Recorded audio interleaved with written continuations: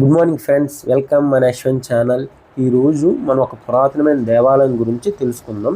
అదే శ్రీ అనంత పద్మనాభ స్వామి టెంపుల్. దీనికి ఎలా చేరుకోవాలి, దీని విశిష్టత ఏంటి, విజయనగరం నుంచి ఎలా చేరుకోవాలి, విశాఖపట్నం నుంచి ఎలా చేరుకోవాలి మీకు చెప్తాను. విశాఖపట్నం నుంచి ఒక 45 km ఉంటుంది మనకి. సొంటెం జంక్షన్ తిరిగితే మనకి లెఫ్ట్ సైడ్ అక్కడ నుంచి చేరుకోవచ్చు. విజయనగరం నుంచి అయితే మనకి చిన్నపురం జంక్షన్ నుంచి చేరుకోవచ్చు. విజయనగరం నుంచి ఒక 12 km ఉంటుంది మనకి. దీని విశిష్టత ఏంటో మనం తెలుసుకుందాం. ఇంకెందుకు ఆలస్యం, ప్రయాణం మొదలు పెడదాం.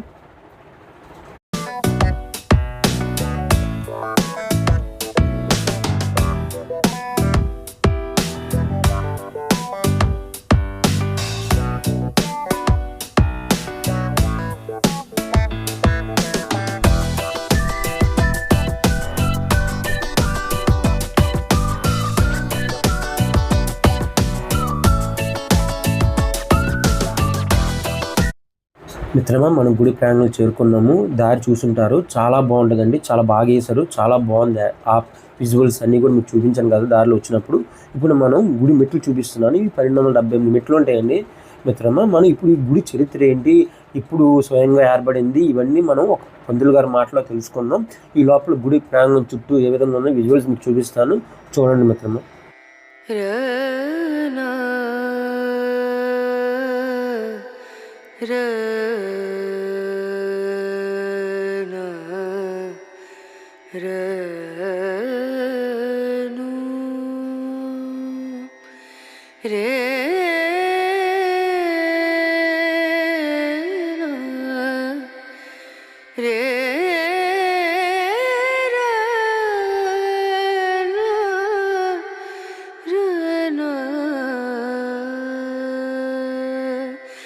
नजरिया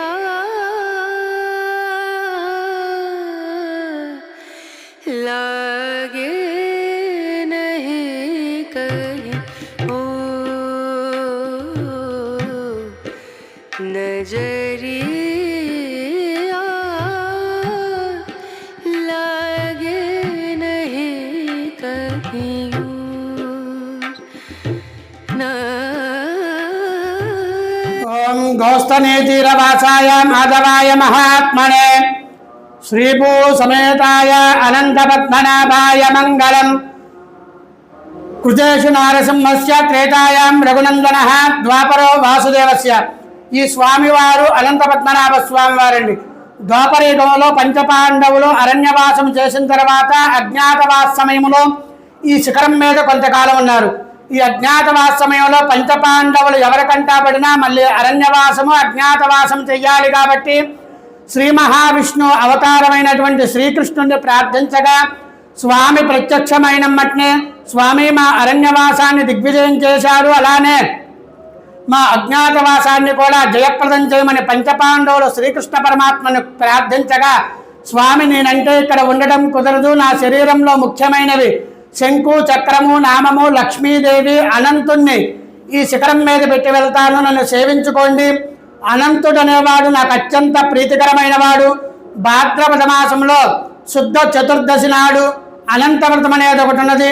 అది మీరు చేసుకున్నట్లయితే విజయాన్ని పొంది రాజ్యాభిషక్తులవుతారని చెప్పగా పంచపాండవులు స్వామివారిని సేవించుకొని మనకు వినాయక చవితి అయిపోయిన తర్వాత పౌర్ణం ముందు రోజు చతుర్దశి రోజున అనంతవ్రతము చేసుకున్న తర్వాత అనగా విజయదశమి కల్లా వాళ్ళకి విజయం చేకూరి వాళ్ళ రాజ్యానికి వెళ్తారని, అందుకే ఆ రోజు విజయదశమి అని పేరు.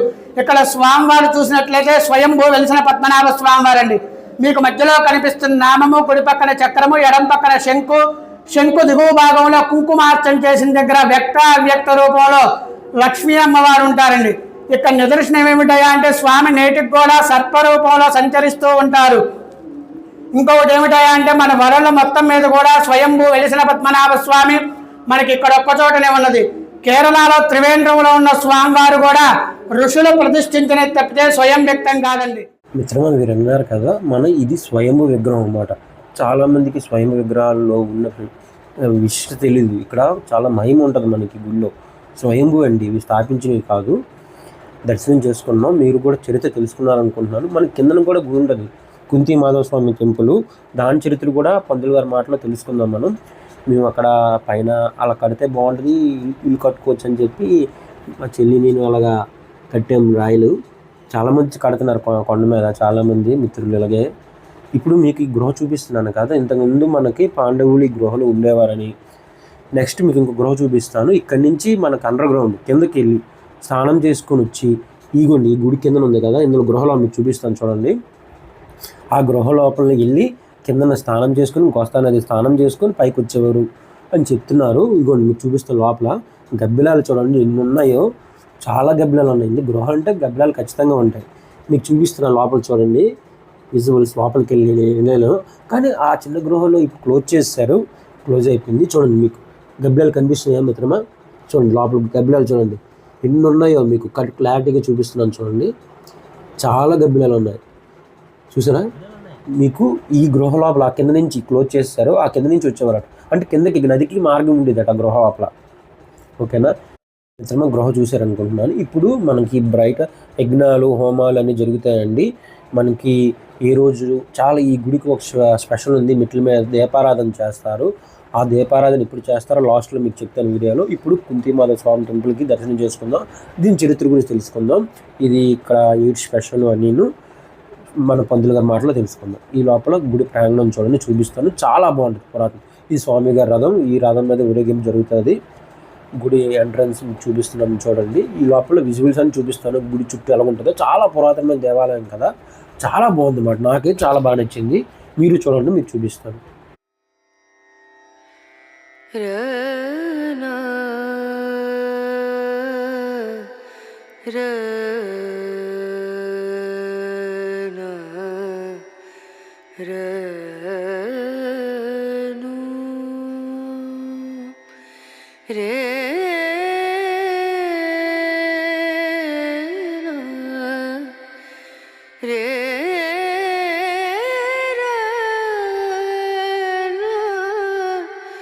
కిందన కుంతీదేవి ప్రతిష్ఠించిన మాధవ స్వామి వారి దేవాలయం ఉందండి.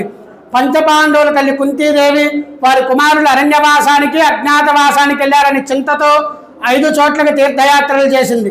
ఈ 5 చోట్ల కూడా మేనల్లుడైనటువంటి శ్రీకృష్ణుని ప్రతిష్ఠించుకుంటూ వచ్చింది. ఎందుకయ్యా అంటే పంచపాండవుల అరణ్యవాసము అజ్ఞాతవాస సమయంలో శ్రీకృష్ణ పరమాత్ముడు చేదోడు వాదోడుగా సహాయ సహకారాలు అందించాలని కృతజ్ఞతతో మేనల్లుడైనటువంటి శ్రీకృష్ణుని ప్రతిష్ఠించుకుంటూ వచ్చింది.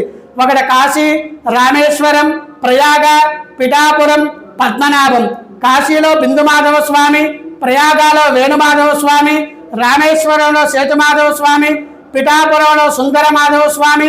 చివరి క్షేత్రంగా శ్రీకృష్ణుడు కోరిక మేరకు ఇక్కడ కుంతి అని పేరు వచ్చిన తర్వాత మాధవుడని వస్తుందండి. ఈ 5 క్షేత్రాలను కూడా పంచమాధవ స్వామి క్షేత్రాలు లేదా కుంతి మాధవ స్వామి క్షేత్రాలు అంటారండి. వీరు సామ్రాజ్యానికి వెళ్ళిపోయిన తర్వాత మన విజయనగరం సామ్రాజ్యం, పూసపాటి వారి సామ్రాజ్యం ఏర్పడిన తర్వాత విజయనగరం రాజావారి కల్లో స్వామివారి దర్శనమిచ్చి పలానా అనంతగిరి మీద వెలిశాను, దేవాలయం నిర్మాణం చేయమని ఆజ్ఞాపించగా మన విజయనగరం రాజాగారు మొత్తం కూడా 104 దేవాలయాలు నిర్మాణం చేశారటండి. ఆ 104 దేవాలయాలు ఇక్కడ ప్రధానంగా 3 దేవాలయాలు ఉన్నాయి. కొండ మీద స్వయంభూ అనంత పద్మనాభ స్వామి, కొండ దిగువన కుంతీదేవి ప్రతిష్ఠించిన మాధవ స్వామి, మెట్లు ఎక్కే మార్గంలో నారాయణేశ్వర స్వామి శివాలయం అనేది ఉందండి. ఈ దేవాలయాల నిర్మాణం జరిగి సుమారు 500 నుంచి 550 సంవత్సరాలు అవుతుందని చరిత్ర చెబుతుంది. వెలిసి మాత్రం దోపరయుగంలో వెలిసిన అనంత పద్మనాభ స్వామి వారు. ఇక్కడ ప్రతి సంవత్సరం కూడా 4 పెద్ద ఉత్సవాలు జరుగుతాయి. భాద్రపద మాసంలో అనంత పద్మనాభ స్వామి వ్రతాలు, ఆశ్వీజ మాసంలో స్వామివారి పవిత్రోత్సవాలు, కార్తీక మాసంలో రాత్రిపూట అమావాస్య కలిగిన రోజున ఈ 1278 మెట్లకు కూడా తైల దీపాలంకరణ సేవ అనగా కోటి దీపోత్సవం జరుగుతుందండి. ఫాల్గుణ మాసంలో ఏకాదశి కళ్యాణం, త్రయోదశికి తెప్పోత్సవం, పౌర్ణమికి రథయాత్ర జరుగుతాయి. చిన్న చిన్న ఉత్సవాలు వచ్చి ధనుర్మాసేవ, ముక్కోటి ఏకాదశి, గోదా కళ్యాణం, స్వామివారికి నవనీత సేవ, చందనోత్సవం, లక్ష తులసి పూజా కార్యక్రమాలు జరుగుతాయండి. ఇక్కడ స్వామివారికి జరిగే విశేషమైన కార్యక్రమాలు ఇవి. శ్రీ అనంత పద్మనాభ స్వామినే నమః, శ్రీ కుంతి మాధవ స్వామినే నమః.